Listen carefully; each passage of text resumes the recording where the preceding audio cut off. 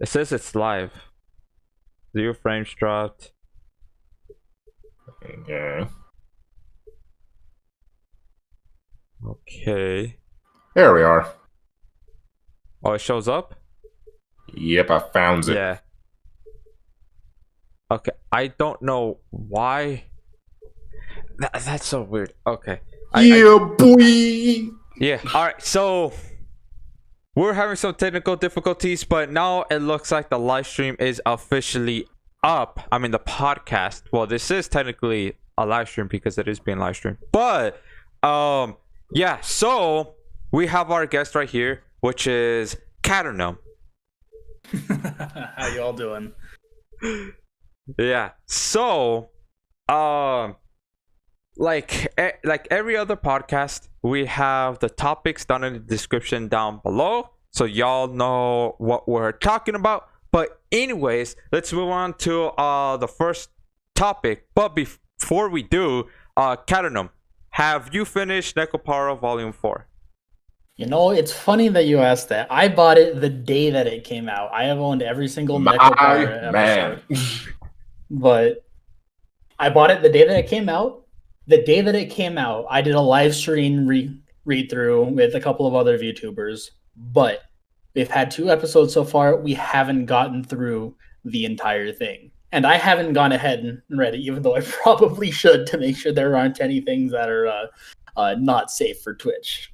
Oh no, it's Switch friendly. Yes. If you didn't buy like the patch or anything, then it's Switch friendly. I did. Well, that's a whole new problem. Okay, well, just tell us what part did you get to? I'm pretty sure Paro will know. Mm-hmm. Basically, I've gotten, well, if I say it in this way, I got past the second H scene with Coconut and Azuki. Coconut. Yes. But anyway, we basically finished just after the trip to the hot springs. So we're about an hour and a half, 2 hours in, if that. Right. So relatively farther in. But I know enough about the game to somewhat guess what's going to happen because, let's be honest, we need to have a happy and friendly... It's NekoPara, my guy. It's NekoPara, man. You got to have all the Nekos be happy and Cashew be happy, in quotes. And everyone else got to be happy in the end. Precisely. All right. Well, then we're just gonna talk about just only that part. We'll leave it spoiler free. Yeah. You know, you're fine if you spoil it because I've been watching through Sayori as she's created this, as she's gone through the anime, and surprisingly, I was looking back. I didn't remember when Volume 3 came out. I had to look it up. It came out in 2018. In 2017. 2017? Longer than that, yeah. Oh, NekoPara Extra was 2018. I'm tweeting. Yeah. The Extra was 2018. The anime was in 2019, I think summer 2019? No, the anime was 2020. That came out early last year, like January, February. No. I must have been thinking the OVA was in 2019. Ah, that's right. I remember that if you guys went to AX in 2019, you guys got to see the first episode early, as well as have a chance to meet Sayori, which she's absolutely wonderful person. But like the goddess of all of our Neko problems. Yes, I'll praise Sayori. The Neko Queen. But in terms of Volume 4, I think it provides an interesting addition to like going on, expanding on the universe, going back into Cashew's parents, going and just looking through all of this. And I think one of the coolest things, especially, is the addition of phrase. So phrase. Yes, I'm sorry. I am not French. Uncultured swine. I'm sorry, I only speak hamburger. But as we saw Sayori say, Volume 5 is already going to be in the works, and it's going to be focusing on phrase and shigure, which I think that a lot of people are excited for this because we get to see the shigure arc finally come to fruition. Even though I'm not sure if Sayori is actually going to do the little sister route.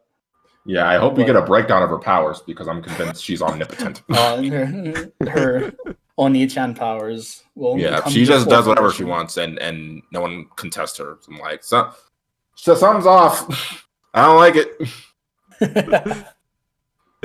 But honestly, I think it's interesting. Sayori's been an interesting character. She's been both the comedic relief sometimes when we need to take a break. She's the level-headed one. She helps Casio get through a lot of all the garbage that he's going through. It's like, I need to do everything myself. Yes, I must be solo. I am a man. I don't need directions. And Shigota's like, you're a dumbass. Take it.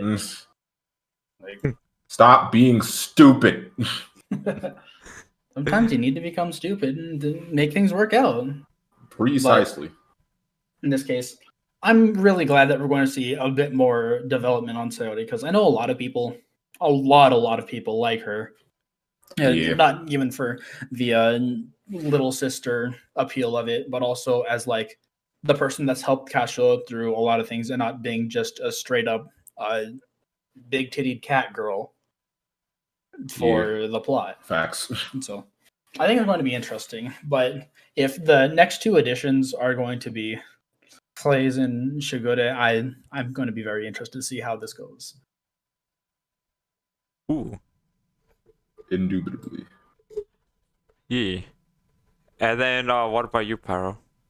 What do you think? Yeah, I didn't know there was going to be a Volume 5. I was skeptical of it because we didn't bang Fraze, and I was like, there's a cat girl in the game. We didn't fuck her yet. So there's definitely going to be a sequel because there's no way they're just going to put a cat girl in this game for us to not have sex with it. Like, that doesn't make any sense. But as far as my thoughts on it go, it was very much a welcome change because the other volumes focused on the cat girls. And like they're already developed, they're already full realized characters. So now we'll focus on the MC and his inner struggles as a man and all that such. And keeping it spoiler free, it developed quite nicely. And I do like how this one went. My personal favorite is Volume 3 still. I don't think I like Volume 4 more than Volume 3. But Volume 4 was great. There was new scores in the soundtrack. Always welcome. The artwork. It was so much better. The artwork was a giant step up. I do The agree. game is gorgeous. Noticing Volume 4, I think, something that I found really interesting when I was streaming this, the first chapter, the first playthrough, I noticed in the emote system, the artwork and lighting doesn't look like it's fully rendered, which I was kind of surprised about. I know that they had all the struggles going through 2020 was garbage year for all games. Let's be pretty honest there. There wasn't a lot coming out in terms of anime or really in the game scene.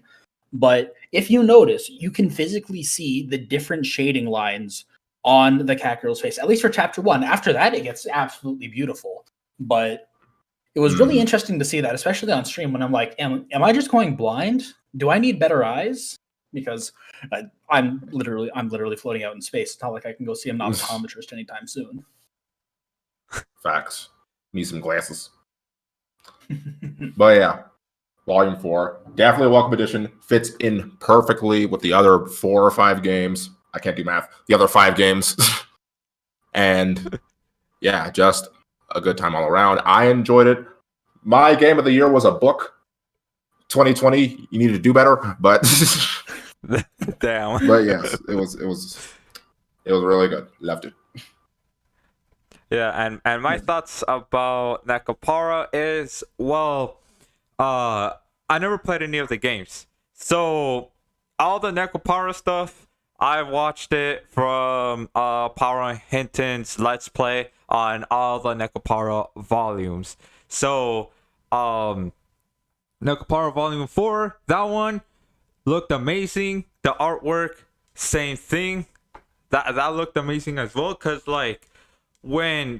my first glimpse of Volume 4 was when I went to your live stream, Katernum. That was like my first glimpse of Volume 4. And when I saw that, I was like, whoa. This is completely different than what I saw previously in NekoPara. And it looks great. And I wonder if they're going to keep that art style for Volume 5. If they're going to make a Volume 5 or not. But the storyline, I'll say it's pretty good too. Focusing on, the main character, the protagonist, Kashu. Mm-hmm. And yeah, but I mean, I don't have much to say because again, I didn't play the games, so yeah. But what do you both think? Do both of you think they're gonna keep the art style, maybe improve it even more, or go back to like Volume 3 and all that? Honestly, I don't see them regressing to that art style again. I don't know. They might polish it up more. I don't feel know. like Sayori has a very, very specific art style. And I know with the 3D mode system, it's somewhat interesting. I think it might be interesting if they move over to a different capture software, such as say PRPR Live, if they move over to Live 2D to start making these models. But I know Sayori is an absolute genius, and I think they're going to do what she wants. Period. The end. So if she wants to try pushing out for something else, then I would say good for her. The only thing that I can see that might be a problem with the Live 2D is, have you seen the amount of angles that comes into a NekoPara stream? You have the front facing, you have both sides, you have different arm motions, and I don't know how much work goes into the 3D mode system. I've played with it once, I think, when I was working with my Tetsu DN. But other than that, I think that they're going to try and stick with the same art style because it looks absolutely wonderful. The girls look amazing. I can't say much for Cashew because Cashew is that main blank-faced hentai protagonist. He shows did up get in a face. CGs. He got a face in Volume 3. For the first time in the last 2 minutes of the game. But I think they had to give him a face because, they had the anime coming out. You couldn't have a hentai protagonist being the main face. Like, we're making the OVA, all right. We gotta draw a face for this. Fuck. Yeah, but like I remember back in Volume 1, whenever you're at the carnival in the aquarium, you just see this guy with hair covering his eyes. Face. He has no face. He's just slightly grinning. He's just a smiling mouth. You know that this is where this is looking like. You know what this is looking like. And to be fair, there are lots of fun times in Volume 1. I think Volume 1 did a really good job of setting up the universe. Kind of like, oh yeah, absolutely. Like, it did really well. And then the one thing that I found quite like jarring is, have you guys ever played a NekoPara Extra?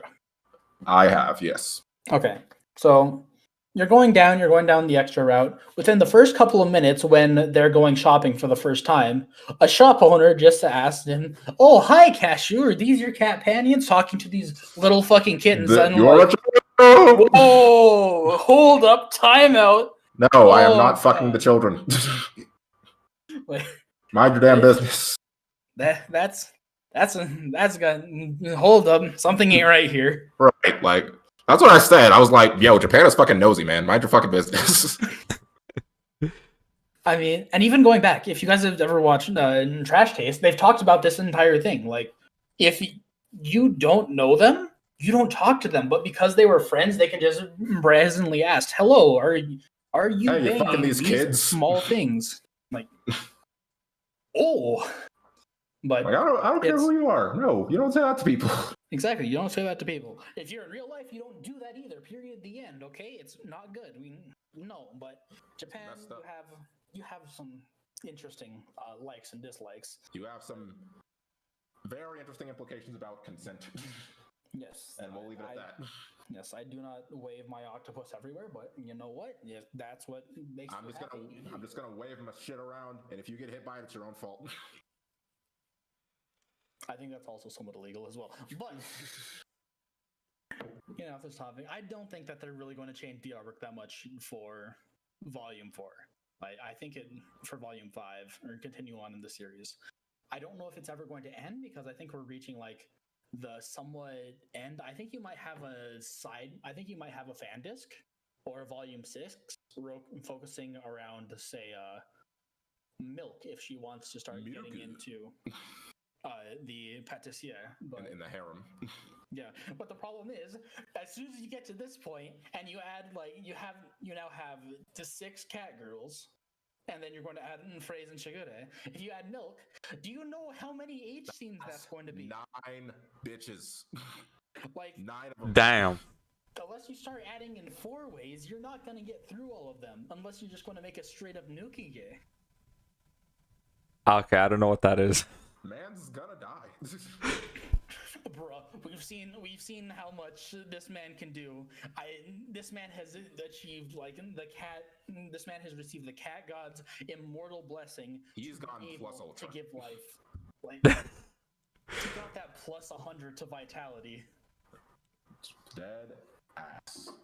That's what I said. Like at the end of the game, there was the last H scene. I didn't get the patch, so I didn't see it. So for me, it was just like, "Hey, let's all have sex at once." And Castro was like, "Fuck me," and then it cut to fucking credits. And I was like, "Well, he died." Castro's dead, everybody. Game's over. Oh, nah, bro. It's even better. Like if you're in Volume 1 after the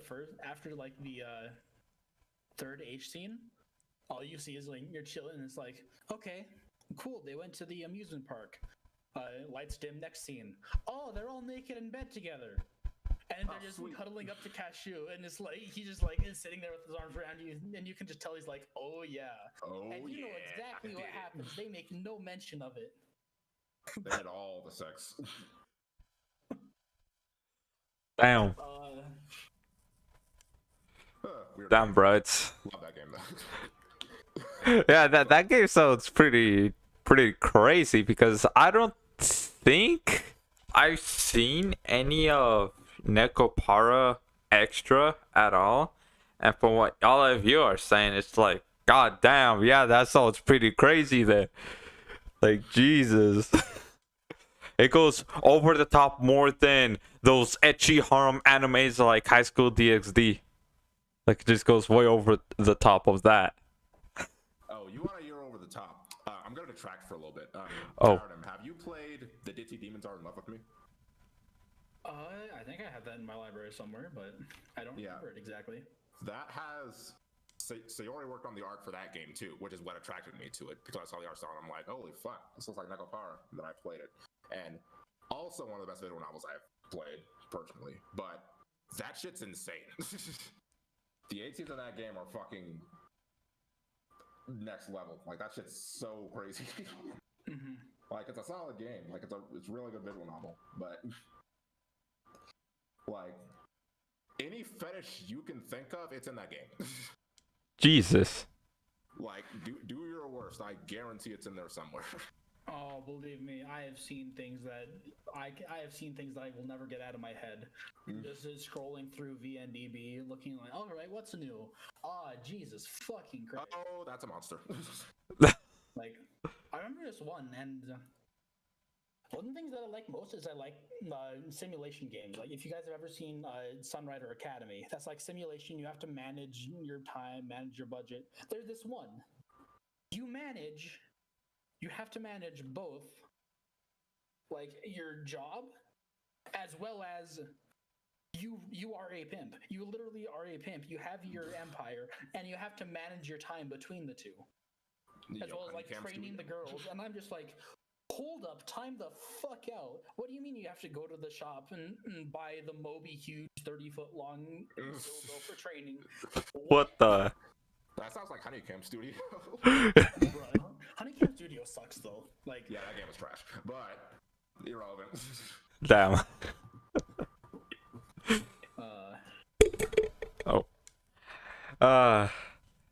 Yeah.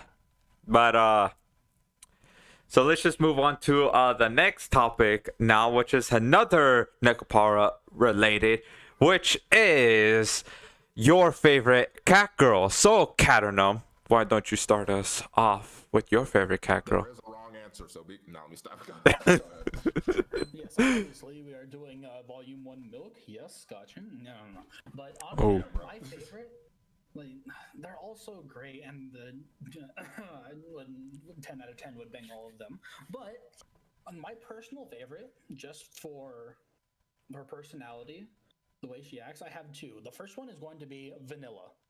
Vanilla is a wonderful girl, like smooth-headed, focused. She's sly, she's funny, Like, she's obviously really good. The second one that I would choose is Azuki, if only for the fact that she acts as like a born leader. She knows what she wants, and she's focused. She's relatively high class, not as high class as Maple, but Maple is literally like, I am an elegant kitty. Yes. I am a Western cat girl of the highest lineage. Yeah, isn't she a Maine Coon? She's an American curl. Coconut's a Maine Coon. Ah, yes. Ah. Exotic cats for the Minaduki household, okay. But Precisely. she takes a born leader. I know, but Bonesy in my chat was like, Pat Coconut! Yeah! That was going on. And so I had to make a channel point redeem, and he used up all of his points on patting Coconut. Damn. Each their own. But I'm not sure. Like, I think after that, it would be a mix between either Chocola or Maple, just because Chocola is like the excited fun time that'd be bouncing up and down. Is like you. It's like that scene from what's it called? You just see the pomp, and it's like, what are we gonna do on the bed? And it's like that's what I imagine Chocola being like. But Maple just seems like should be good to have around. She's good to take to like a high class party. You can take her to an opera. Exactly.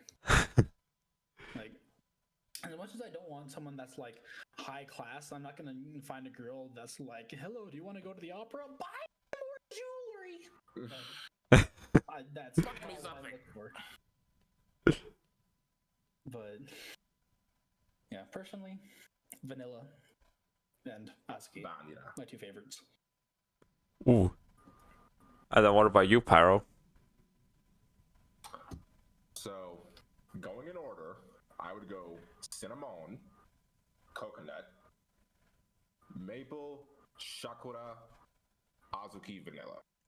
Exactly what order are you going on? Your list of Yeah. favorites or your list of something else? Those are my favorites, top to bottom. Any particular reason? aspect. Because I see a common theme among this list. It's not in descending order of chest size.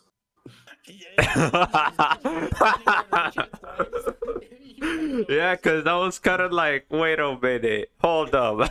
I did just notice that is also coincidentally in descending order of chest size, but Cinnamon has always been my favorite since like volume 2, maybe. Like I was always ready to see more of her and Maple too. I like Maple too, but I just like the whimsical, daydreaming kind of out of it, just bubbly attitude of Cinnamon in general. Like that's just like fair. Yeah, like that's always been like one of my favorite archetypes, along with like the shy girls. But she's very open about herself.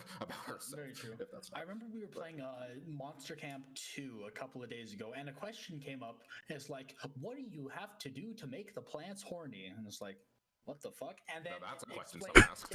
if you go back to volume 1, they were doing the test for Chocolate and Vanilla's bells. Oh, I remember. The stamen and the pistol, bro. Yes. Yeah. The stamen, it goes into the pistol, and they make babies.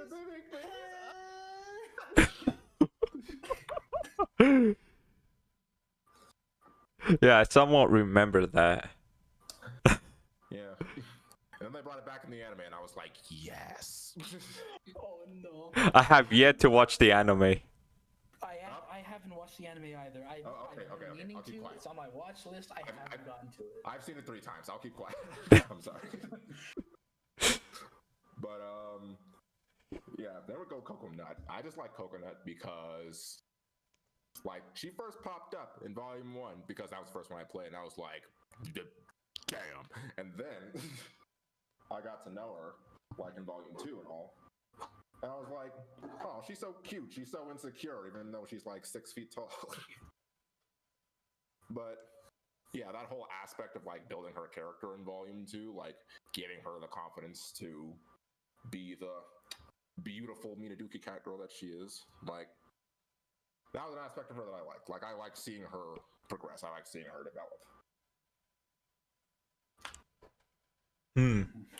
I do agree. Like, she was also adorable and extra. Just like one of the new cat girls in the house. She's like, just that kitten, and you can kind of see that she hasn't really progressed from being a kitten. Same thing as like Chocolate. Vanilla's been more mature since she was born. But yeah,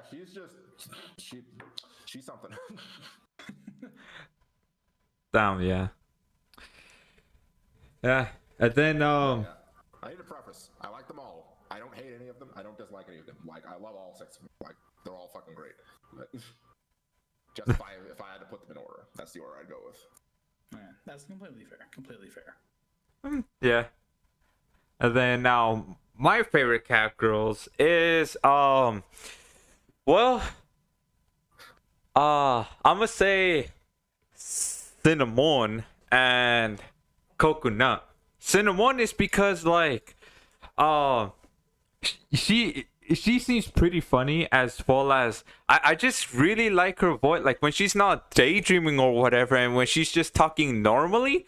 I don't know, just her voice, it just sounds like peace, bro. It just sounds like when you hear that, I just feel like I'm just in total peace until when she starts daydreaming and all that. Then I'm like, oh, okay, well, I guess the peace is over now. but at the same time, but at the same time, when she like daydreams and all that, and when she just blurs out all of that, and I just look at the characters' faces and how they react to what Cinnamon's saying, bro, and it's just so funny, bro. Like how they just kind of change, and that's just really funny of her. But the one thing that strike me like a little bit weird about her is that I don't think I remember her liking food as much as Cinnamon does, because it's like whenever she looks at food, she starts daydreaming a lot, and I'm like, I don't remember that at all. But yeah, she's just my my favorite because of that. And then Coconut, she's my favorite is because I do like the whole multicolored eyes. One's like gold, then the other one is like blue. That one is interesting. You don't really see too many characters in just like an anime or in anime like games at all. That is still pretty rare to do, and for that I do like that, as well as just her like eating a bunch. Like her eating a bunch kind of reminds me of like Goku, because Goku eats a lot, and I'm like, oh shit, bro. Like I kind of imagine how it's like if Coconut and Goku were like in a food eating contest, who eats the most? Cause like, goddamn, bro, she eats like a lot. Yet, where does all that food go? Chest. I mean, yeah, that could be. But she just also seems like really cute too. Like when like there's food and all that, she just seems like really cute too. And yeah, that's why those two are my favorite. The closest one that's like being to a favorite but not really is probably Chocola, because she's just hyper, bro, and she's just always excited and positive. But I don't know, I think she's a little bit too excited for me for being my favorite. But yeah, so Cinnamon and Coconut, them both are my favorites. Word. Yeah. Yeah, I see that. Yeah, and now let's move on to the third topic, which is speculating the next trendy game. So, what do you think? I don't know. Honestly, with how 2020 has been, if there's something like we've seen the multiplayer boom, we've seen Among Us come out, we've seen really the co-op RPG boom, we've seen Genshin Impact. That was this year, surprisingly. The one thing that I really want to see more of that I think hasn't been released is a decent shooter game that isn't one of like the main three. That isn't a CS:GO. That isn't a not even Rainbow Six. That isn't just a Call of Duty clone. I think they need something that's a bit more out of the box. You have a lot of things going everywhere. You have the somewhat realism with Call of Duty. You have you had the Escape from Tarkov, the absolute insane push a couple months ago, or almost a year ago at this point. But you don't really have anything new in that genre, and I think people are getting a little bit bored of it. Sure, you had the battle royale craze, but that's finally dying down. You don't see immediate battle royales popping up every which way because, in all honesty, Warzone has really kind of solidified what the battle royale should be. You have Fortnite if you like building, you have Apex if you like playing Titanfall and going zooming across the map like an absolute madman. But then you have those three. PUBG is PUBG, unfortunately. Rest in peace, PUBG. We will miss you from Rest in peace, our PUBG overlord. Oof. But now you really have Warzone, and I think there needs to be something new in the shooter genre that gets more people interested. You had Valorant, which was really good until people kind of like got somewhat tired of. There's not really, like most Riot games, there's two types of Riot games. One, you can just jump in, have fun, and that's it. And so that comes with TFT, that comes with Legends of Runeterra. With League of Legends, like you gotta take a whole ass class. Yeah, you have either you dedicate your life to it or you play ARM and screw around with your friends for the rest of your life. Valorant, you don't even get that. You have Spike Rush, which is okay. You have unrated and you have rated. Period. The end. That's it. There's not really an entrance for someone new to the FPS genre to really get in because you're just going to get zoomed by a jet, shot in the back of the face, and then watch as the world explodes. Like, there's not really a good entryway unless you want to play Roblox. So I think that if there's a good shooter game that comes out, I think that that's what's going to be something really popular. I wanted to see Cyberpunk be good. I honestly did. I wanted to see something that could make Rockstar get off their ass and start making GTA 6. But nah, they are safe in their tower. Yeah, no, they looked down, they saw Cyberpunk, and they were like, cute. You know, like it was so close. It was so close to actually being something, but they pulled the Fallout 76, unfortunately. Now, I do hear the next-gen version of the game actually functions pretty well, and it's actually kind of fire. But they just slept on the PS4, Xbox One version, which is like, you can't do that shit. Yeah, no, when somebody just gives you a pile of shit and then takes it back and replaces it with good food, you're still going to be wary because you still can smell that shit they dealt out. Like, right.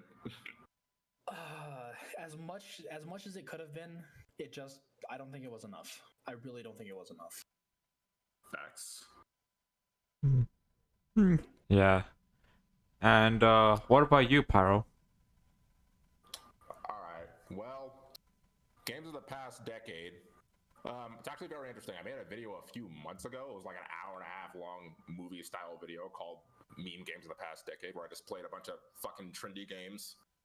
And there was a theme I noticed. Like, a lot of the games that blew up the last decade were either horror games or something like with massive multiplayer that you can play with your friends. And the way the world is now, a good horror game is just like, whatever, they come and go. But if something's gonna break out within this year, it's gonna be something with like massively multiplayer, something easy to pick up, and something, easy to learn that you can just jam around with your friends with, something super casual, nothing super serious or competitive. Now, what that's going to be, I don't really know. But that's just the theme that I noticed, especially around like the tail end of the decade, and even like the turn of the decade. We got Fall Guys, which was huge for like 3 months, and then no one cared about it. And then Among Us, which technically came out in 2018, but blew up in 2020 because everyone was inside looking for some shit to play. And Among Us was just a beacon of hope that everyone had. And it just blew up this past year. So Who knows? The game that blows up in 2021 might already be out. But I don't know. That's just my theory. Like, if someone's going to make a game this year that's going to blow up, it has to be something fun, something casual, something easy to pick up that you can play with your friends. Whether that be a shooter or a battle royale or a fucking Gang Beast style beat 'em up arena fighter thing, whatever it may be, who knows? But I think that's the formula for success for a game in this day and age. And regular updates. People are suckers for regular updates. Yeah, Among Us does have that problem. Like, we've seen the teaser of the new map. We've seen a lot of things that they're going to be doing with the new map. I'm not sure how much I really like it, because there's just so much going on. It's different than just what it could be. It's so different, but at the same time, it's something that a lot of people already like.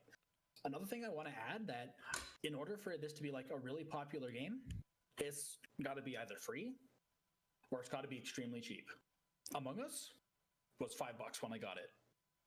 Genshin, which like got people addicted onto gacha games, like took a line of cocaine, free on mobile and on PC. Console. Well, it was free on console for PS Plus, but yeah. But and look at Among Us. It's free on the phone. You can play with your friends who are PC Master Race on your phone, and now available on your Nintendo Switch.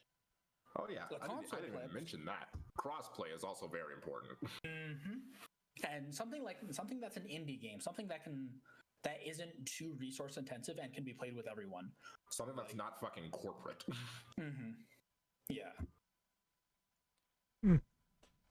Yeah, like, well, what I think is gonna be the next trendy game is, like, yeah, I agree with both of you. Well, both of you have said something easy to play, as well as massive multiplayer, and also has crossplay, because those three, like, in this day and age, crossplay is very important. If a game does not have crossplay, I think it will suffer more than if a game that does have crossplay. Like, there are these few games that I have that I wish it was crossplay, but sadly it isn't, because I don't know why. They're just not.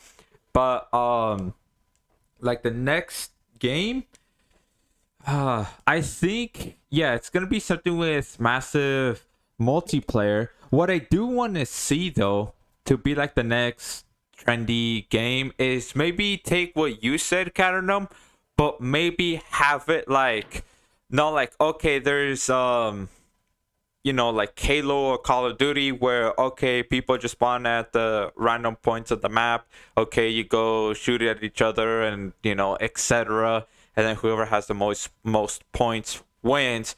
But what I do think that it should be a little bit different with FPS games is maybe sort of, in a sense, just, how about just have like this map, right? And then actually have, like, I don't know, maybe like 30 or 50 people, which is crazy, but yeah, have like that many people and just like in this one lobby, all next to each other. And then like there's like these, weapons or whatever's. There's like the weapons that are easy to use, and some of them could be like a melee as well, maybe like something similar to Halo's energy sword, or maybe Halo's gravity hammer. That one, if there's like something like a gravity hammer, dude, that would be really funny. You just see a bunch of people, like their bodies just flying up in the sky and all that, like ragdoll effects. That would be hilarious, and I would actually enjoy that. Just have everybody just like in this map all together, like spawn really close to each other, so that way just mayhem and all that happens. And just have like something like very, very simple. I think that would be a really fun FPS game, because it will hit like all those points. One, massive multiplayer. Two, maybe have like not too many weapons, so that way it doesn't become complicated and all that.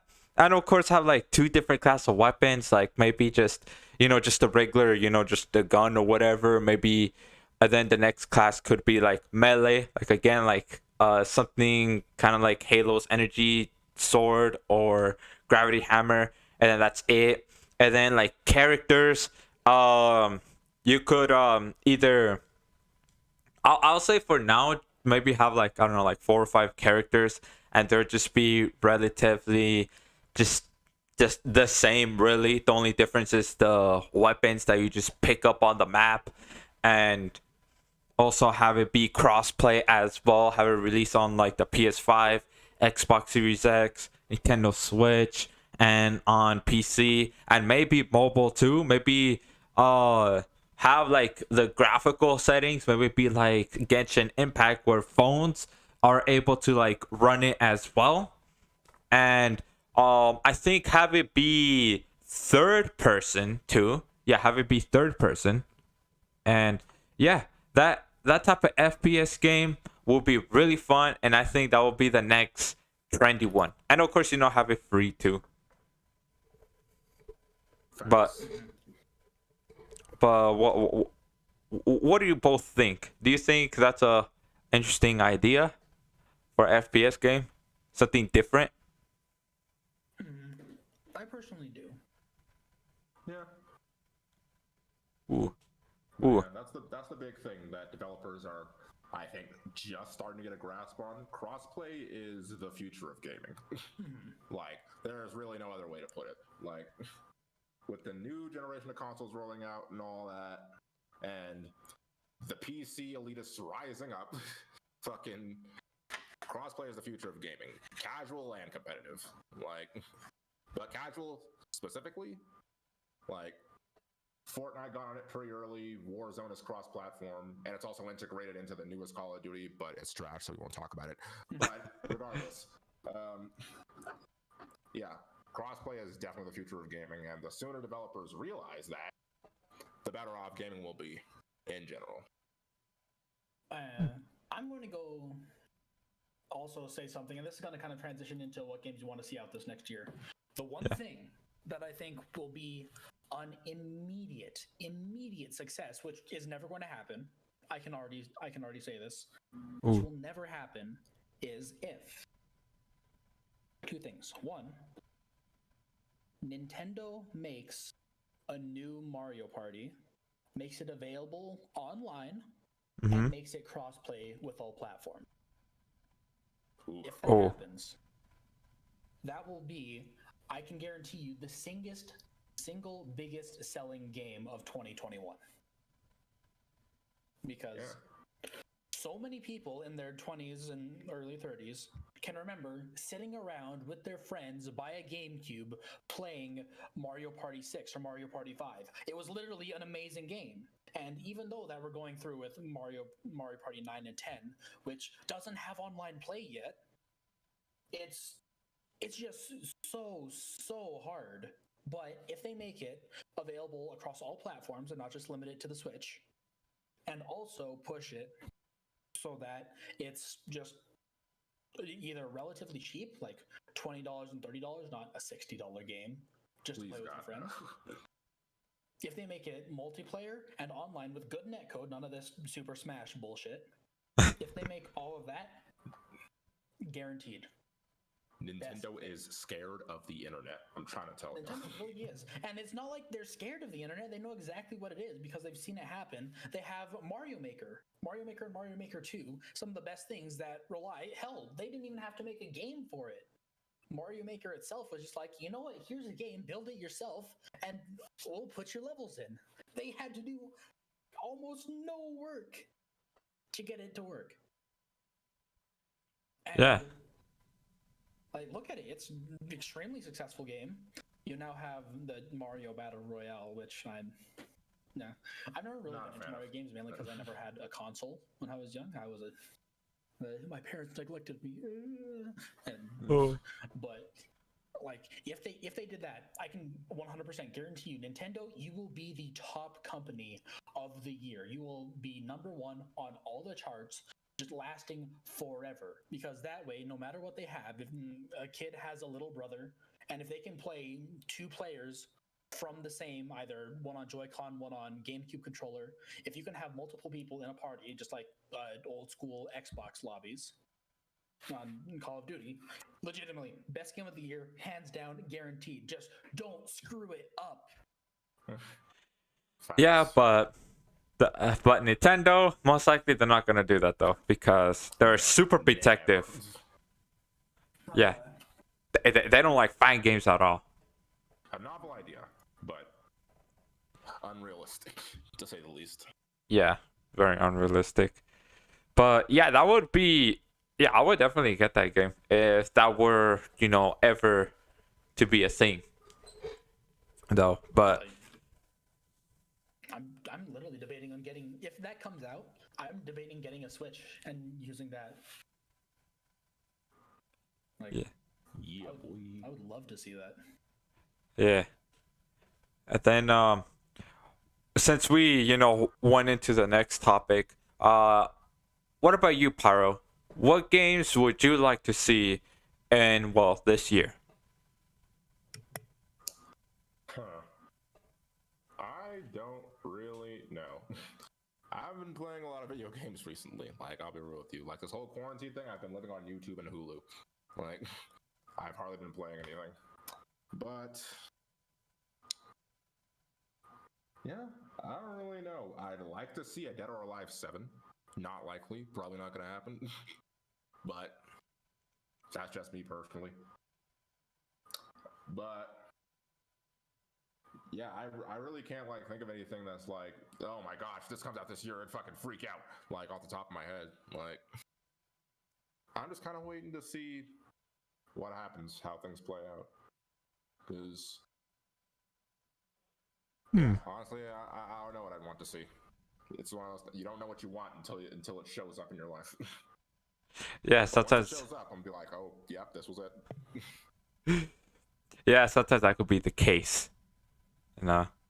But for me though, the games I want to see be released this year, it's a interesting question, because for me, I guess what I want to see this year is, Halo Infinite, because I'm a Halo fan.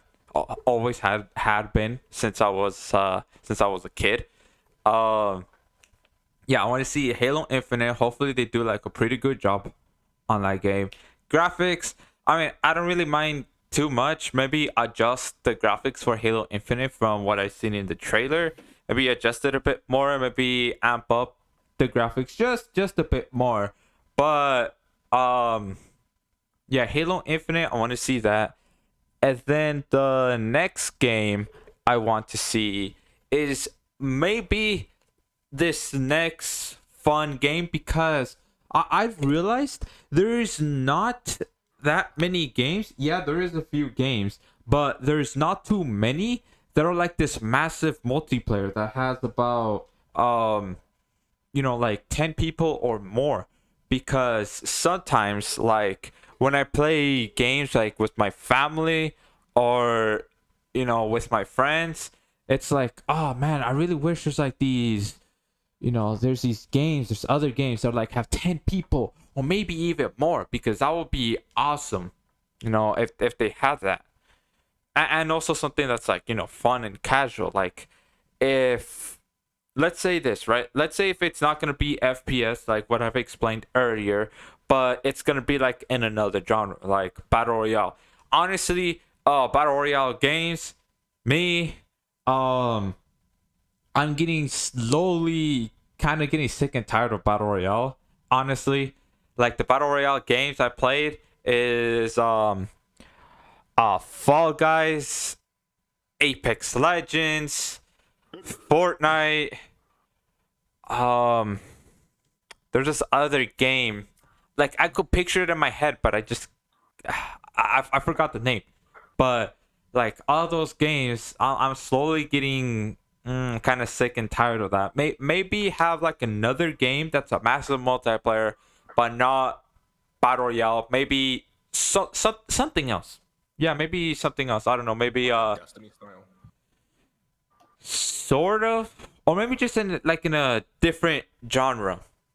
like maybe have Minecraft, but not be blocky. Maybe like different graphics, and then you could have like more than 8 people. Because like if I'm talking about Minecraft Bedrock Edition, because Bedrock Edition you could only have limited amount of people. I know that Java could have more, especially if you host a server. But correct me if I'm wrong, but kind of like Arc 2, yeah. But not trash. Yeah.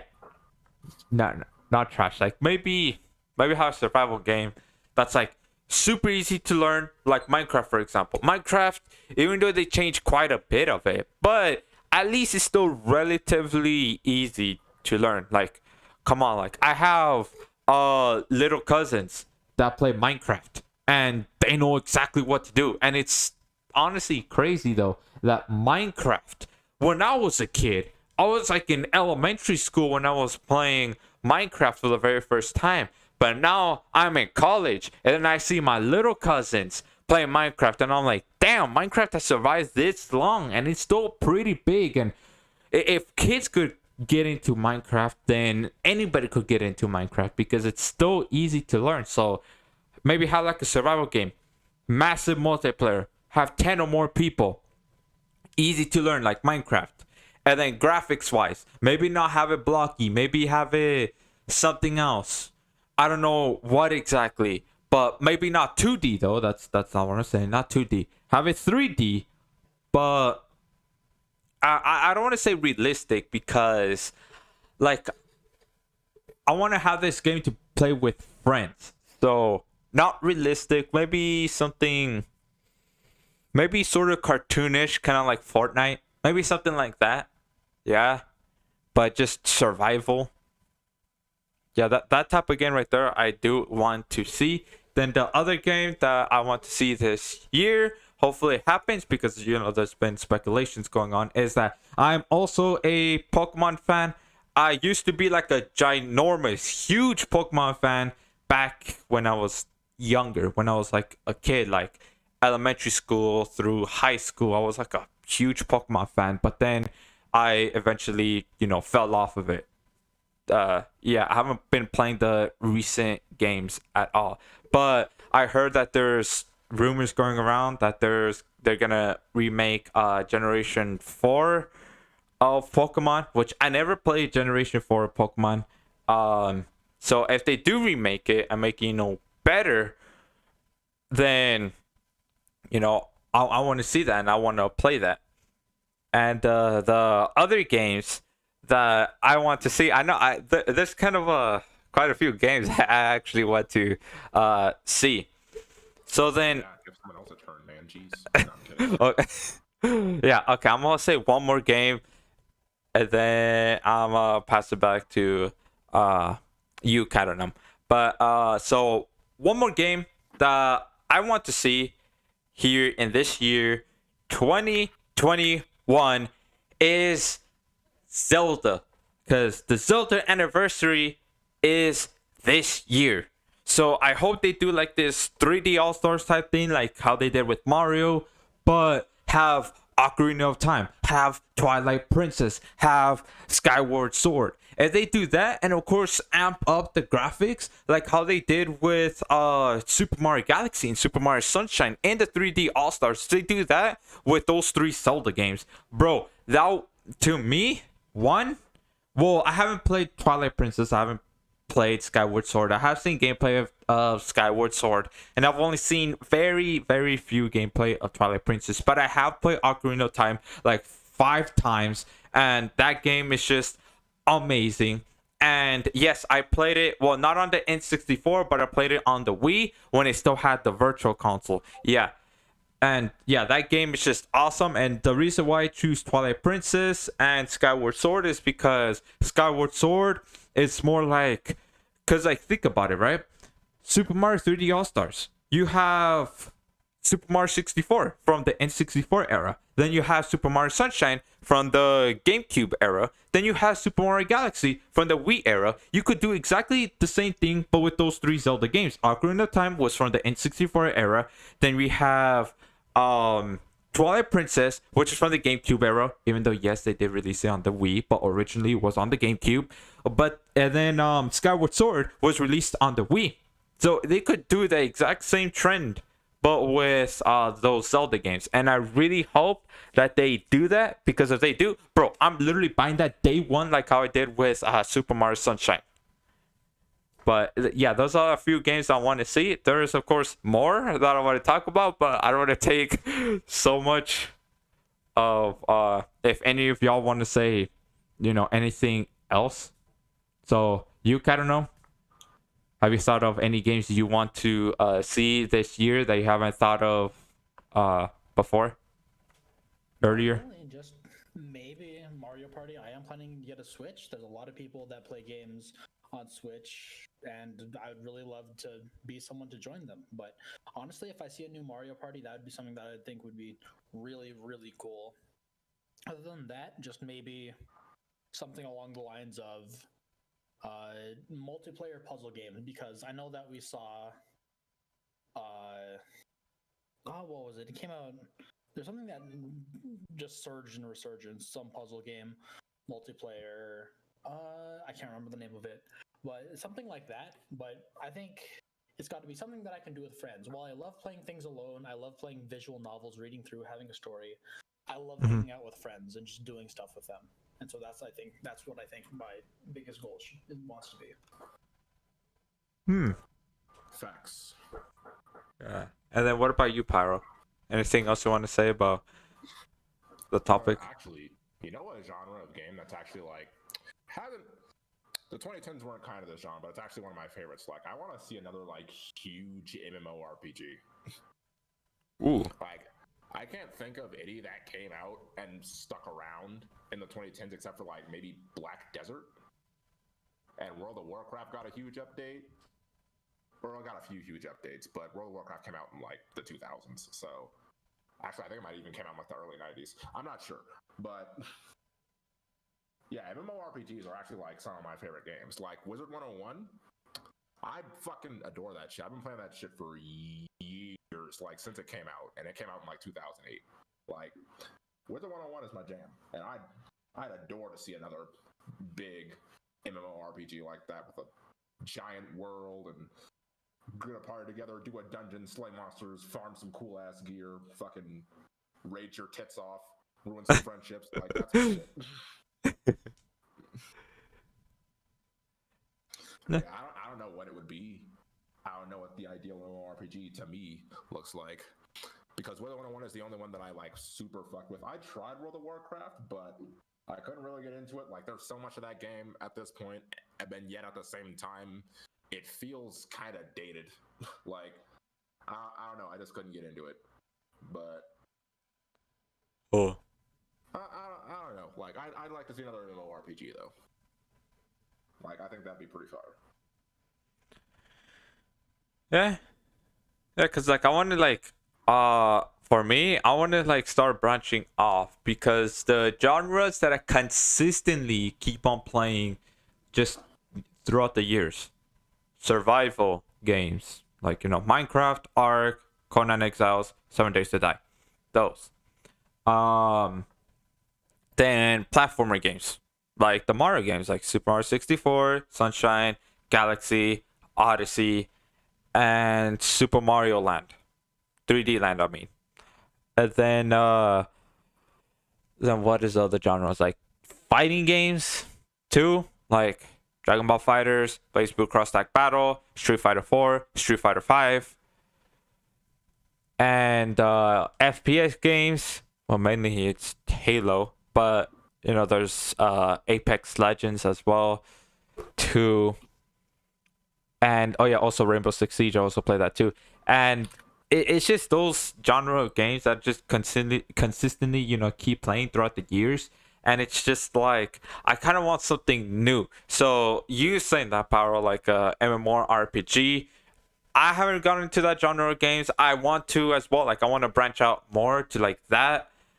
I even asked you, Katernum, like I think weeks, maybe a month or two ago, what RPG or JRPG games there are. and you suggested me a few. And yeah, I'm gonna try those games out. I'm just waiting for them to be on sale.